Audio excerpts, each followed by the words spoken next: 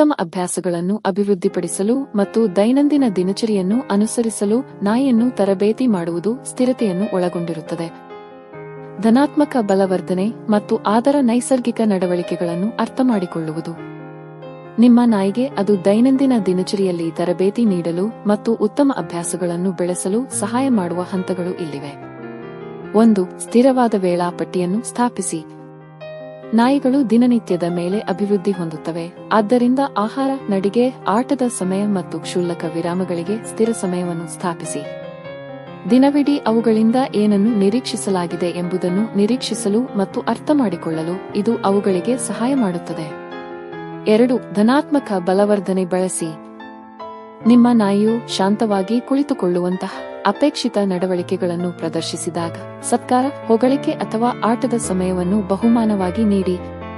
ಅವುಗಳು ಹಾಸಿಗೆಗೆ ಹೋಗುವುದು ಅಥವಾ ತಾಳ್ಮೆಯಿಂದ ಕಾಯುವುದು. ಧನಾತ್ಮಕ ಬಲವರ್ಧನೆಯು ಈ ನಡವಳಿಕೆಗಳನ್ನು ಪುನರಾವರ್ತಿಸಲು ಅವುಗಳಿಗೆ ಪ್ರೋತ್ಸಾಹಿಸುತ್ತದೆ. 3. ಮೂಲಭೂತ ಆಜ್ಞೆಗಳನ್ನು ಕಲಿಸಿ.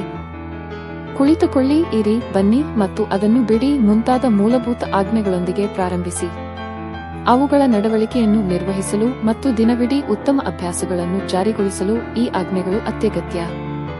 4. ಮಾನಸಿಕ ಮತ್ತು ದೈಹಿಕ ಪ್ರಚೋದನೆಯನ್ನು ಒದಗಿಸಿ.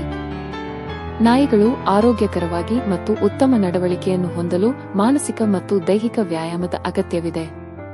ಸಂವಾದಾತ್ಮಕ ಆಟಿಕೆಗಳು, ಪಜಲ್ ಫೀಡರ್ಗಳು, ತರಬೇತಿ ಅವಧಿಗಳನ್ನು ಸಂಯೋಜಿಸಿ ಮತ್ತು ಅವುಗಳು ಮಾನಸಿಕವಾಗಿ ತೊಡಗಿಸಿಕೊಳ್ಳಲು ಮತ್ತು ದೈಹಿಕವಾಗಿ ಸಕ್ರಿಯವಾಗಿರಿಸಲು ದೈನಂದಿನ ನಡಿಗೆಗಳು. 5. ಪರಿಸರವನ್ನು ನಿರ್ವಹಿಸಿ ಮತ್ತು ಗಡಿಗಳನ್ನು ಹೊಂದಿಸಿ. ನಿಮ್ಮ ಮನೆಯನ್ನು ನಾಯಿಮರಿಯ ಪ್ರೂಫಿಂಗ್ ಮಾಡುವ ಮೂಲಕ ಮತ್ತು ಸ್ಪಷ್ಟವಾದ ಗಡಿಗಳನ್ನು ಹೊಂದಿಸುವ ಮೂಲಕ ಸುರಕ್ಷಿತ ವಾತಾವರಣವನ್ನು ರಚಿಸಿ. ಸರಿಯಾದ ನಡವಳಿಕೆಯನ್ನು ಕಲಿಯುವವರೆಗೆ ಕೆಲವು ಪ್ರದೇಶಗಳಿಗೆ ಪ್ರವೇಶವನ್ನು ಮಿತಿಗೊಳಿಸಲು ಮಗುವಿನ ಗೇಟ್ಗಳು ಅಥವಾ ಕ್ರೇಟ್ಗಳನ್ನು ಬಳಸಿ. 6. ಸ್ಥಿರ ನಿಯಮಗಳು ಮತ್ತು ತಿದ್ದುಪಡಿಗಳು. ನೀವು ನಿರುತ್ಸಾಹಗೊಳಿಸಲು ಬಯಸುವ ನಡವಳಿಕೆಗಳಿಗೆ ಸ್ಥಿರವಾದ ನಿಯಮಗಳು ಮತ್ತು ಗಡಿಗಳನ್ನು ಸ್ಥಾಪಿಸಿ. ಉದಾಹರಣೆಗೆ, ಪೀಠೋಪಕರಣಗಳ ಮೇಲೆ ಹಾರಿ ಅಥವಾ ಮೇಜಿನ ಬಳಿ ಬೇಡಿಕೊಳ್ಳುವುದು. ಮೃದುವಾದ ತಿದ್ದುಪಡಿಗಳನ್ನು ಬಳಸಿ ಮತ್ತು ಅವುಗಳ ಗಮನವನ್ನು ಸರಿಯಾದ ನಡವಳಿಕೆಗಳಿಗೆ ಮರುನಿರ್ದೇಶಿಸುತ್ತದೆ. 7. ಮಾನಿಟರ್ ಮತ್ತು ಹೊಂದಿಸಿ. ನಿಮ್ಮ ನಾಯಿಯ ಪ್ರಗತಿಯನ್ನು ಮೇಲ್ವಿಚಾರಣೆ ಮಾಡಿ ಮತ್ತು ಅಗತ್ಯವಿರುವಂತೆ ದಿನಚರಿ ಮತ್ತು ತರಬೇತಿ ವಿಧಾನಗಳನ್ನು ಹೊಂದಿಸಿ. ಪ್ರತಿಯೊಂದು ನಾಯಿಯೂ ವಿಭಿನ್ನವಾಗಿದೆ, ಆದ್ದರಿಂದ ತಾಳ್ಮೆಯಿಂದಿರಿ ಮತ್ತು ನಿಮ್ಮ ವಿಧಾನದಲ್ಲಿ ಹೊಂದಿಕೊಳ್ಳಿ. 8. ಸಮಾಜೀಕರಣ.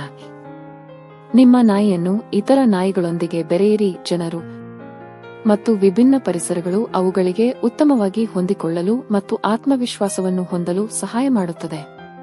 ಚಿಕ್ಕ ವಯಸ್ಸಿನಿಂದಲೇ ಸರಿಯಾದ ಸಾಮಾಜಿಕೀಕರಣವು ಭಯ ಮತ್ತು ಆಕ್ರಮಣವನ್ನು ತಡೆಯಬಹುದು. 9. ನಿಯಮಿತ ವೆಟ್ ಚೆಕ್ಅಪ್ಗಳು.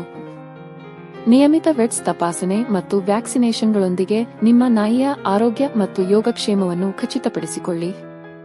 ಯಾವುದೇ ವೈದ್ಯಕೀಯ ಸಮಸ್ಯೆಗಳನ್ನು ತ್ವರಿತವಾಗಿ ಪರಿಹರಿಸಿ, ಏಕೆಂದರೆ ಅವುಗಳ ನಡವಳಿಕೆ ಮತ್ತು ತರಬೇತಿಯ ಮೇಲೆ ಪರಿಣಾಮ ಬೀರಬಹುದು. 10. ತಾಳ್ಮೆಯಿಂದಿರಿ ಮತ್ತು ನಿರಂತರವಾಗಿರಿ. ತರಬೇತಿ ಸಮಯ ಮತ್ತು ಸ್ಥಿರತೆಯನ್ನು ತೆಗೆದುಕೊಳ್ಳುತ್ತದೆ. ನಿಮ್ಮ ನಾಯಿಯೊಂದಿಗೆ ತಾಳ್ಮೆಯಿಂದಿರಿ ಮತ್ತು ಅವುಗಳ ಪ್ರಗತಿಯನ್ನು ಆಚರಿಸಿ. ಸಣ್ಣ ಸಾಧನೆಗಳು ಸಹ. ಸ್ಥಿರವಾದ ತರಬೇತಿ ಮತ್ತು ಧನಾತ್ಮಕ ಬಲವರ್ಧನೆಯು ಕಾಲಾನಂತರದಲ್ಲಿ ಉತ್ತಮ ಅಭ್ಯಾಸಗಳನ್ನು ಬಲಪಡಿಸಲು ಸಹಾಯ ಮಾಡುತ್ತದೆ. ಈ ಹಂತಗಳನ್ನು ಅನುಸರಿಸಿ ಮತ್ತು ನಿಮ್ಮ ನಾಯಿಯೊಂದಿಗೆ ತರಬೇತಿ ಮತ್ತು ಬಂಧದಲ್ಲಿ ಸಮಯವನ್ನು ಹೂಡಿಕೆ ಮಾಡುವ ಮೂಲಕ ಉತ್ತಮ ನಡವಳಿಕೆಯನ್ನು ಉತ್ತೇಜಿಸುವ ಮತ್ತು ನಿಮ್ಮ ಸಂಬಂಧವನ್ನು ಬಲಪಡಿಸುವ ದೈನಂದಿನ ದಿನಚರಿಯನ್ನು ನೀವು ಸ್ಥಾಪಿಸಬಹುದು.